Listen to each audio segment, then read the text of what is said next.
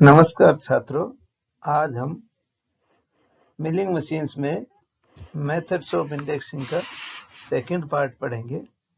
पिछले लेक्चर में हमने फर्स्ट पार्ट के अंदर एंगुलर जो डायरेक्ट इंडेक्सिंग, सिंपल या प्लेन इंडेक्सिंग और कंपाउंड इंडेक्सिंग और उनके न्यूमेरिकल्स के बारे में पढ़ा था। आज हम न्यूमेरिकल कंपाउंड इंडेक्सिंग के कुछ न्यूमेरिकल और पढ़ेंगे। उसके अलावा डिफरेंशियल इंडेक्सिंग और एंगुलर इंडेक्सिंग और उनके न्यूमेरिकल्स के बारे में अध्ययन करेंगे। सबसे पहले कंपाउंड इंडेक्सिंग के कुछ न्यूमेरिकल और। कंपाउंड इंडेक्सिंग की प्रक्रिया थोड़ी टिपिकल होती है।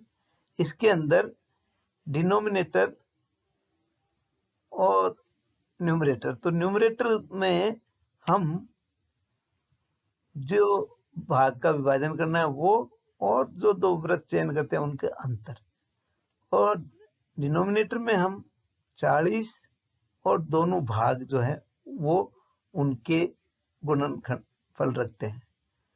तो ये जो न्यूमरेटर है उसके सारे मल्टीपल्स नीचे वाले डिनोमिनेटर से कट जाने चाहिए, तभी ये हमारी कंपाउंड इंडेक्सिंग संभव हो पाएगी। तो यहाँ हम 69 भागों को विभाजित करना है, तो 69 के गुणनखंड होते हैं 23 गुणा 3। अब हम दो इंडेक्स प्लेट के ऐसे छिद्र चुनेंगे जिनमें 23 और 3 मल्टीपल आते हैं। तो हम इंडेक्स प्लेट के जो है, एक इंडेक्स प्लेट जो होती है ब्राउन शार्प की, उसके अंदर 23 और 33 दोनों छिद्र होते हैं। 23 और 33 में हम 23 और 3 के मल्टीपल्स प्राप्त कर सकते हैं। दूसरा, 23 और 33 का जो अंतर होता है वो है 10। वो भी आसानी से हम 40 के जो गुणनखंड होते हैं उनसे ये कैंसिल आउट हो जाएगा। तो इस प्रकार से हम ये चयन करके कंपाउंड इंडेक्सिंग कर पाएंगे। तो अब जैसे फॉर्मूला जो होता है हमारा, उसके अनुसार ऊपर हम लेंगे विभाजित किए जाने वाले भाग 69 के जो गुणनखंड 23 और 3, और इनका जो अंतर है दोनों वृत्त का 10, इसको हम लेंगे 2 गुणा 5, और नीचे की तरफ 40 के गुणनखंड 2 गुणा 2 गुणा 2 गुणा 5, और 23 का गुणनखंड 23 और 33 के गुणनखंड 3 गुणा 11। और अब हम इस प्रकार देख रहे हैं 23 भी कट जा रहा है, 3 भी कटा जा रहा है, 2 और 5 भी काट देते हैं, और बचता है हमारे पास में 1/44। तो अब इसकी जो इंडेक्सिंग संचलन होगा 1/44 करने के लिए 44/23 माइनस 44/33, इसका अंतर जब हम निकालेंगे तो ये 40/69 के बराबर आना चाहिए। तो हम देख रहे हैं 44/23 होता है 1 से 21/23 के बराबर, और 44/33 होता है 1 से 11/33 के बराबर।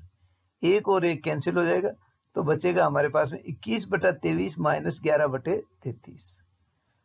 इसका मतलब ये हुआ कि पहले 23 छिद्र वाले वृत्त में क्रैंक को हम 21 छिद्र आगे ले जाकर उसके अंदर फिक्स करेंगे, और उसके बाद में क्रैंक और इंडेक्स प्लेट दोनों को विपरीत दिशा में 33 छिद्र वाले वृत्त में 11 छिद्र विपरीत दिशा में घुमाएंगे, वो प्लंजर पिन को निकाल के और इनको घुमा के, और फिर वापस प्लंजर पिन हम लगा देते हैं।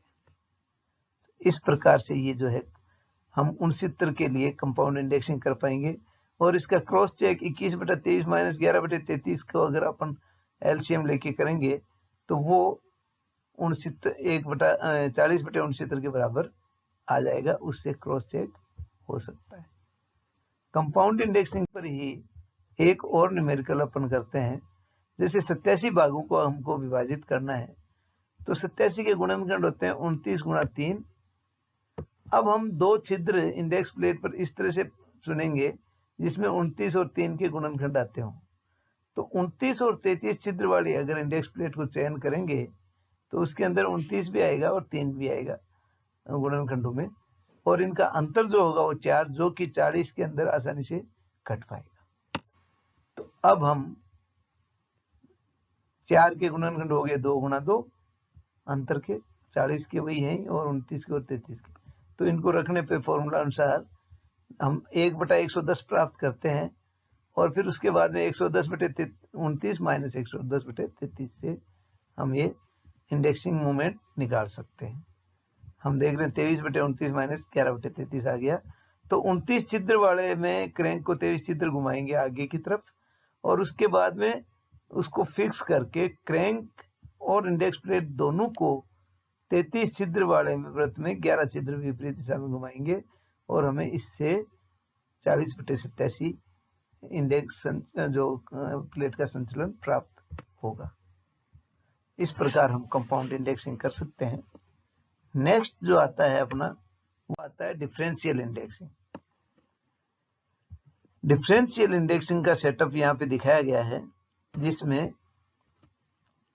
देखिए ये इंडेक्स क्रैंक है और ये क्रैंक पिन है, पीछे की तरफ लॉक पिन होती है, ये इंडेक्स प्लेट है, और ये माइटर गियर्स हैं 1/1 रेशियो के।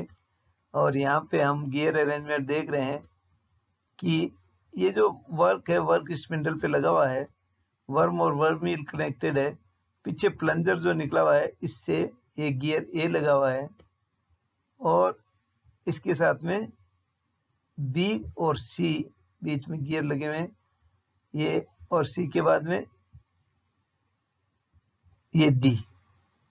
तो सी जो है ये आइडलर गियर होगा, उसके बाद में ये डी लग गया। तो इस प्रकार से जब हम क्रैंक को घुमाएंगे तो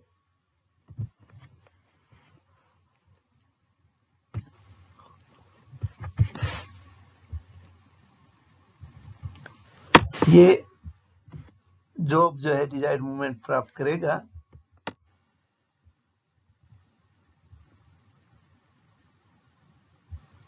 क्रैंक को एक दिशा में घुमाते हैं और दूसरी गति में या तो कुछ गति जोड़ी जाती है या घटाई जाती है, और इस गति को घटाना या बढ़ाना डिवाइडिंग हेड के मेन स्पिंडल को वर्म स्पिंडल के साथ जोड़ने वाले गियर ट्रेन द्वारा प्लेट को घुमाकर की जाती है। इंडेक्सिंग प्लेट को क्रैंक की दिशा में घुमाने से गति बढ़ती है और उल्टी दिशा में घुमाने से गति घटती है। प्लेट को घुमाने के लिए इसको हम लॉकिंग पिन से अलग रखते हैं, जिससे कि प्लेट का मूवमेंट भी हो सके। और इसमें साधारण या कंपाउंड दोनों प्रकार की गियर ट्रेन का प्रयोग कर सकते हैं। पहला ड्राइविंग जो गियर होता है वो डिवाइडिंग हेड के स्पिंडल पर आरोपित करते हैं, और ड्रिवन गियर को हम वर्म स्पिंडल पर आरोपित करते हैं, जो कि इंडेक्स प्लेट को चलाती है।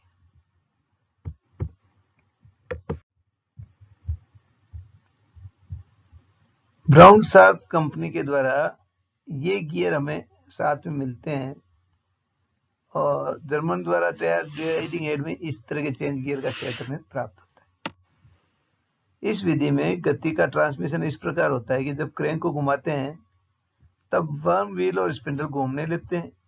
इसके फलस्वरूप ड्राइविंग गियर घूमता है, और ड्राइविंग गियर की गति को हम ड्रिवन गियर तक संचारित होती है, और यह गति वर्म स्पिंडल के माध्यम से इंडेक्स प्लेट को संचारित हो जाती है। इंडेक्स प्लेट के घूमने की दिशा प्रयोग की गई गियर ट्रेन की किस्म और आइडल गियर के ऊपर निर्भर करती है। सिंपल गियर ट्रेन है, और अगर हम एक आइडल गियर लगाते हैं तो गति बढ़ती है, और 2 गियर लगाते हैं तो गति घटती है। अगर कंपाउंड गियर ट्रेन है तो बिना आइडल के गति बढ़ेगी, और एक आइडल लगाने पे गति घटेगी, यानी पहले वाली सिंपल गियर ट्रेन का उल्टा होगा। और इसके लिए ये सूत्र प्रयोग करते हैं कि gear ratio is equal to a minus n upon a into 100। ए जो है वो एक नियरेस्ट नंबर चुनते हैं n के साथ में, और अगर चुना हुआ नंबर a n से छोटा है तो इंडेक्स प्लेट की गति इंडेक्स क्रैंक की विपरीत दिशा में कराई जाएगी, और यदि चुना हुआ नंबर बड़ा है तो इंडेक्स क्रैंक और इंडेक्स प्लेट एक ही दिशा में घूमेंगे और इस प्रकार से हम गियर रेशियो सेट कर लेते हैं। इन्हें हम उदाहरणों के द्वारा अच्छी तरह से समझ पाएंगे। एक जॉब की परिधि को 97 भागों में विभाजित करना है तो उसके लिए डिफरेंशियल इंडेक्सिंग कीजिए। हमें जो विभाजन करने हैं वो 97 है और नियरेस्ट नंबर सपोज करिए हमने 100 चूज किया, तो जो क्रैंक का मूवमेंट होना चाहिए वो होगा 40/100। नियरेस्ट नंबर से ही हम क्रैंक का मूवमेंट निकालेंगे, यानी 2/5 यानी 8/20। अर्थात जो 20 छिद्र वाला वृत्त है जो कि अपने ब्राउन एंड शार्प प्लेट में होगा, उसमें 8 छिद्र आगे की तरफ बढ़ना है और गियर रेशियो हो जाएगा 100 - 97/100 गुणा 40, यानी 3 गुणा 40/100 यानी 6/5 का गियर रेशियो हमें प्राप्त करना है।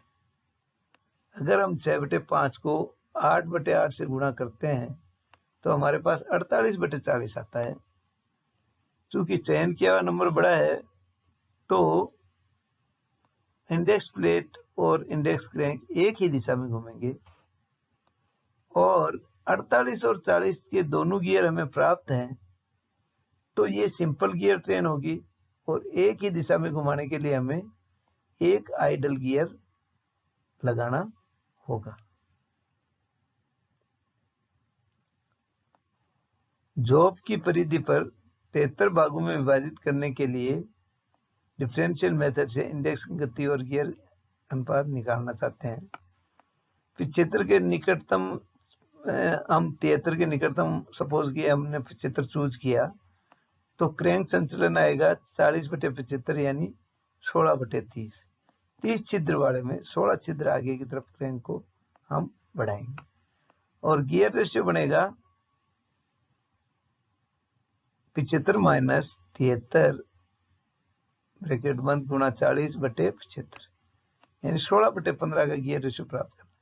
अब ये हम डायरेक्ट ट्रेन से नहीं प्राप्त कर सकते, इसके लिए फिर हमने क्या किया, 16 को विभाजित किया 4 और 15 को किया 3 गुणा 5 में, तो 4/3 गुणा 8/8 गुणा 4/5 गुणा 14/14। इस तरह से हम इससे जो गियर ट्रेन प्राप्त करी वो हुई 32/24 गुणा 56/40।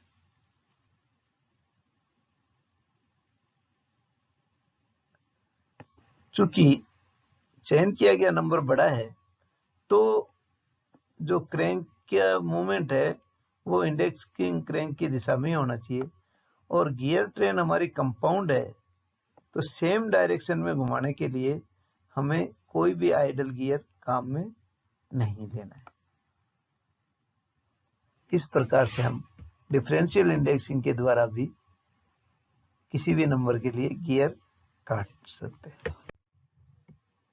एक और उदाहरण डिफरेंशियल इंडेक्सिंग का है कि 139 भागों को विभाजित करना है, तो 139 के लिए चयन किया निकटतम नंबर हमने लिया सपोज करिए 140, तो 140 लेने पे क्रैंक का जो मूवमेंट होगा वो 40/140 यानी 6/21 आ गया, यानी 21 का छेद हमारे को अवेलेबल है और उसके ऊपर 6 छेद हमें आगे बढ़ना है।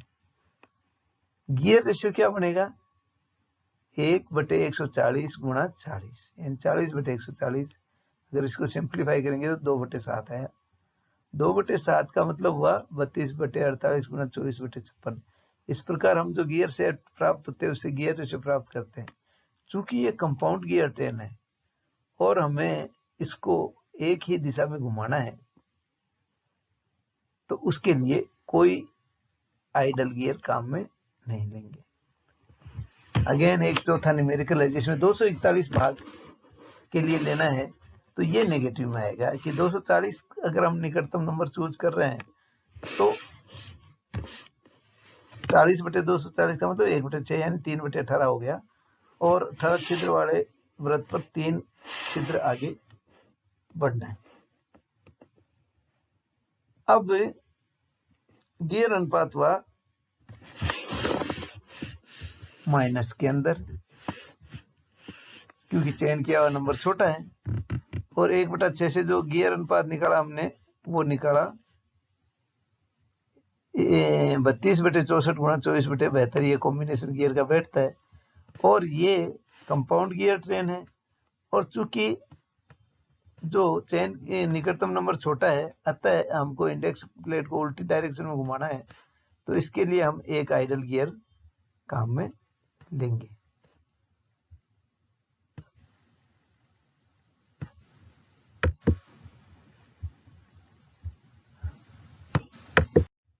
नेक्स्ट आता है एंगुलर इंडेक्सिंग। एंगुलर इंडेक्सिंग के द्वारा हम किसी निश्चित कोण पर इंडेक्स किया जाता है और जॉब को हेड में पकड़कर क्रैंक हैंडल घुमाते हैं। क्रैंक को 40 चक्कर घुमाने पर जॉब घूमती है, तो एक चक्कर का मतलब हो गया 9 डिग्री के ऊपर घुमाने पर क्रैंक को एक चक्कर घुमाना पड़ेगा। तो इंडेक्स संचलन होगा इंडेक्स कोण बटे 9 डिग्री, यानी अगर 18 डिग्री हुआ तो 2 चक्कर घुमाने पड़ेंगे, 5 डिग्री हुआ तो 5/9 चक्कर घुमाने। मिनट में इंडेक्सिंग करना है तो इंडेक्सिंग कोण बटे 540 कर देंगे, और सेकंड में करना है तो और 60 से गुणा कर देंगे। अब जैसे 41 डिग्री का इंडेक्सिंग निकालना है तो 41/9 यानी 4 से ही 5/9 यानी 4 से ही 10/18 हो गया। यानी क्रैंक को 4 फेरे घुमाने के बाद में 18 छिद्र वाले वृत्त में 10 छिद्र आगे की तरफ बढ़ना है। 15 डिग्री 30 मिनट के कोण को इंडेक्स करना है, तो इसको हम सारे को मिनट्स में कन्वर्ट कर लिया। 930 मिनट्स हुए, 930/540 अगर करेंगे तो इससे 31/18 आया। अगेन 18 छिद्र वाले में 13 छिद्र आगे बढ़ने पर, और वो भी क्रैंक का पूरा एक चक्कर लगाने के बाद में हम ये इंडेक्सिंग कर सकें। तो इस प्रकार एंगुलर इंडेक्सिंग भी हम कर सकते हैं। एक और उदाहरण है, 3 डिग्री 30 मिनट का कोण है, तो इसके लिए हम मिनट को बदलेंगे 3 × 60 + 30 210 मिनट हो गए। 210/540 करेंगे तो 7/18 आ गया, यानी 18 छिद्र वाले वृत्त के अंदर 7 छिद्र आगे बढ़ना है। 31 डिग्री 20 मिनट को किया तो 1880 आया, 1880/540 किया तो ये 3 से ही 13/27 आ गया। और इसका मतलब ये हुआ कि 3 फेरे क्रैंक के पूरे लगाने के पश्चात 27 छिद्र में इंडेक्स क्रैंक को हम 13 छिद्र आगे बढ़ेंगे। 14 डिग्री 40 मिनट के लिए भी इसी प्रक्रिया के द्वारा हम 27 छिद्र वाले में 17 छिद्र आगे बढ़ेंगे क्रैंक का एक चक्कर। और 50 डिग्री का इंडेक्सिंग करना हो तो भी 50/9 करेंगे, तो 5 से ही 5/9 आ गया, यानी 5 से ही 10/18 हो गया। 18 छिद्र वाले में 5 फेरे क्रैंक के घुमाने के बाद में 10 छिद्र और आगे क्रैंक को बढ़ाना है। इस प्रकार हम एंगुलर इंडेक्सिंग कर सकते हैं। तो ये हमने इंडेक्सिंग के विभिन्न मेथड्स पढ़े: डायरेक्ट इंडेक्सिंग, प्लेन या simple indexing, compound indexing, differential indexing और एंगुलर इंडेक्सिंग।